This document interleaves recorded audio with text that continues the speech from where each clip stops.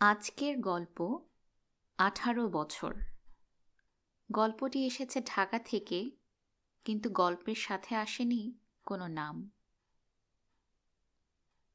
মনে পড়ে তোমার?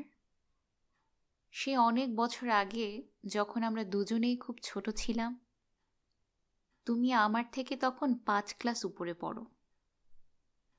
আমরা একসঙ্গে কত খেলেছি, ঘুরেছি, এমনকি তোমাদের বাসায় প্রায় গিয়ে থাকতাম। তোমার মনে পড়ে কি?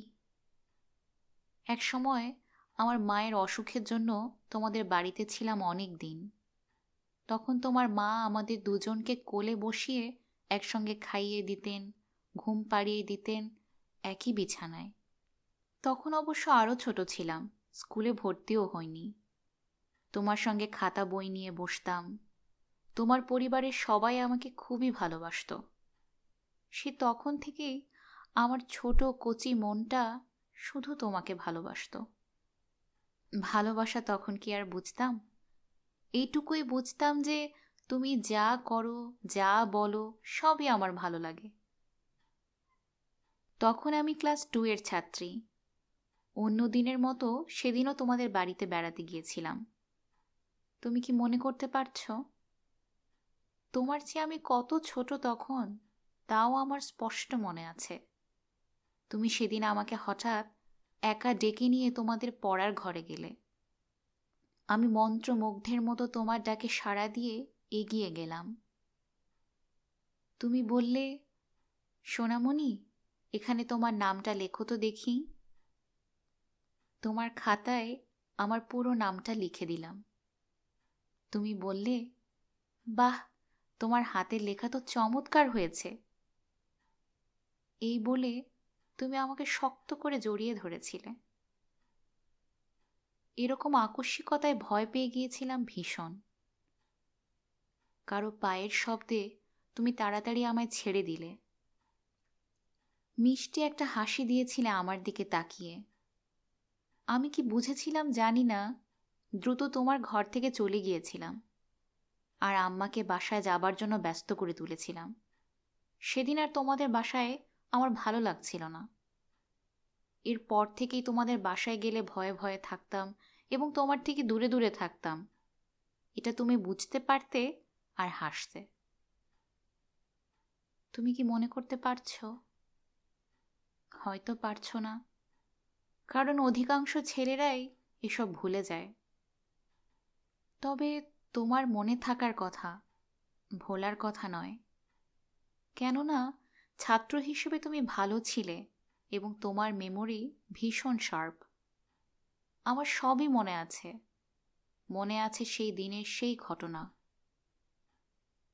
তুমি জানো, আস্তে আস্তে আমি যত বড় হয়েছি, তোমাকে ঘৃণা করার বদলে আরও ভালোবেসেছি। জানি না আর কোনো মেয়ের এমন হয় কি না, তবে আমার হয়েছে। অবশ্য তোমাকে ভালোবাসার অনেক কারণ ছিল। সেদিনের সে আকস্মিক ঘটনা ছাড়া তোমার চরিত্রের অনেক কিছুই আমাকে আকর্ষণ করত, এবং ছোটবেলা থেকেই ভালো লাগার ব্যাপারটা তো ছিলই। তুমি ছিলে সুন্দর, স্মার্ট, ভালো ছাত্র। সর্বোপরি তোমার ব্যক্তিত্বই আমাকে আকৃষ্ট করেছিল। তবে আমার দুর্বলতা কখনোই তোমাকে বুঝতে দেইনি, এটা নিশ্চয়ই স্বীকার করবে তুমি। খেয়াল করেছ নিশ্চয় যে বড় হওয়ার সঙ্গে সঙ্গে আস্তে আস্তে তোমাদের বাসায় যাওয়া কমিয়ে দিয়েছিলাম। এমনকি বছরে 2বারও যাওয়া হতো কিনা সন্দেহ। এর মধ্যে আমার জীবনেও ঘটে গেছে অনেক চড়াই উতরাই। আমার শিক্ষা জীবনে ঘটেছে চরম বিপর্যয়। সবই তুমি জানো। জানো, আমি জানতাম তোমার সঙ্গে আমার কখনোই সম্পর্ক হবার নয়। কেননা পারিবারিক ব্যবধান। তবুও মনে ক্ষীণ একটা আশা ছিল, যদি কখনো যোগ্য হই তবে তোমার সামনে গিয়ে দাঁড়াবো। কিন্তু আমার শিক্ষা জীবন আমার মেরুদণ্ড ভেঙে দিয়েছে। ইতিমধ্যে সময়ও পেরিয়ে গেছে অনেক। অনেকের মুখেই শুনেছি তুমি একটি মেয়েকে ভালোবাসো। কখনো বিশ্বাস করিনি। মনে মনে বিশ্বাস করতাম আমিই বুঝি তোমার প্রথম ও শেষ ভালোবাসা। কি বোকা আমি, তাই না? তুমি কেন আমায় মনে রাখবে? কি দায় তোমার? আর আমিও তো কখনো তোমাকে আমার অনুভূতির কথা জানাইনি, বরং দূরে দূরে থেকেছি যাতে আমার দুর্বলতা প্রকাশ না পায়। যাক, তোমাকে দোষ দেই না, সবই আমার নিয়তি।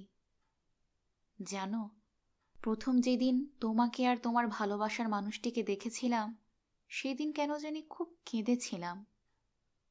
কেন কেঁদেছিলাম? আমি তো জানতামই তুমি অন্য কারো হবে। তোমার বিয়েতে নিমন্ত্রণ দিলে, গেলাম। তুমি তখনও বুঝলে না যে 18 বছর ধরে তুমি আমার হৃদয় জুড়ে আছো। অবশ্য তোমার কি দোষ? আমি তো তোমায় বুঝতে দেইনি।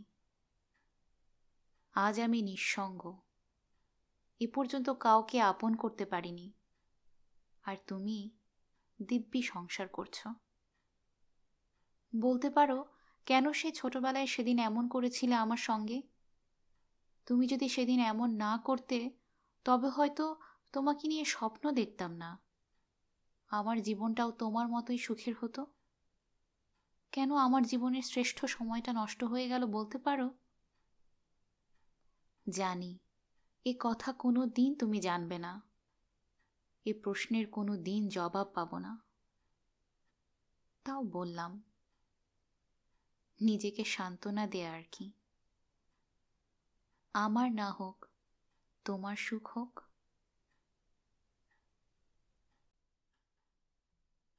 গল্পটি এখানেই সমাপ্ত।